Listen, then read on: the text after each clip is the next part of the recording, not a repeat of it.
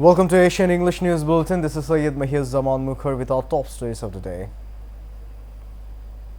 Prime Minister Sheikh Hasina today urged the countrymen not to pay heed to any propaganda over foreign reserve and bank liquidity as Bangladesh is economically stable despite many developed countries face economic crisis for the COVID-19 pandemic and Russia-Ukraine war.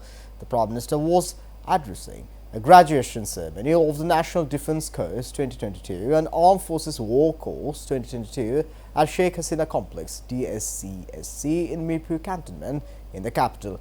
She said the reserve was only $2.5 billion while Awami League assumed power for the first time in 1996 as it was only $5 billion when her party came to the power for the second time in 2001. The reserve increased to $48 billion from the $5 billion during the tenure of the present government. The Premier said her government did not show any stinginess in spending money to protect Bangladesh and its people, urging people to show austerity in using electricity, gas and water. She also reiterated her call to bring all lands under cultivation so Bangladesh never falls in food crisis as the world is approaching to a serious food problem. People are afraid of BNP's rally as the party is the sponsor of militancy and communalism, said the Awami League General Secretary and Road Transport and Bridges Minister Ubaidul Qadir. He made the remark after paying tribute to the leader when he visited the grave on the occasion of the 59th death anniversary of Hussain Sheikh Sohrawardi on Monday.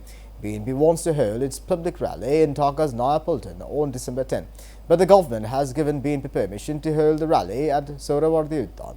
They will not be exempted if they cause disorder in the name of rally, he said. He said that obstacles have been created step by step in the development of democracy in Bangladesh. After Bangabandhu's daughter Sheikh Hasina returned home in 1981, Sheikh Sohrawardi started fighting for democracy. Information Minister Hassan Mahmud today said that Japan, being a development partner, wanted that all parties would join the next internal elections in Bangladesh. Hassan Mahmud told the reporters after the outgoing Japanese ambassador in Dhaka, Ito Naoki, made a courtesy call on him at his secretariat office. Responding to a question, Ito Naoki said that Bangladesh Prime Minister's visit to Japan that was postponed earlier in November might take place before the end of this year. Rapid Action Battalion RAB is ready to tackle any situation that may rise over BNP's December 10 rally in Dhaka. Commander Khandaka Almoin, director of the Elite Forces Legal and Media Wing, said today. Bomb disposal unit of RAB, Special Force, Special Dog Squad and helicopter unit are on alert centering the rally, while RAB intelligence team in plain clothes will also be deployed to prevent any untoward incident, he said while speaking at a press briefing held at RAB's Karwan Bazaar media office. Responding to a question on the security preparation of the elite force, Commander Moen said a stable situation is prevailing in the country at the moment. The government and political parties are conducting their political activities and RAB has generally gained confidence in arresting criminals, drug dealers, those possessing illegal weapons and those against whom warrants have been issued. A 4.2 magnitude earthquake was felt in Dhaka and some other parts of the country this morning, according to the US Geological Survey. The earthquake was felt at 9:02 a.m., it said. According to the USGS, the epicenter of the earthquake was at a depth of 10 km in the Bay of Bengal.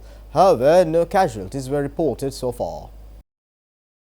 Now sports. Brazil head into Monday's World Cup last 16 tie against South Korea, preoccupied with the health of the great Pelé and with coach Tite wondering whether to recall the Selecao Canarinos' current number 10 Neymar after an ankle injury kept him out of the last two matches. Tite used his news conference before Friday's final group game against Cameroon to wish Pelé a speedy recovery after the all-time great was admitted to hospital in Sao Paulo during the week.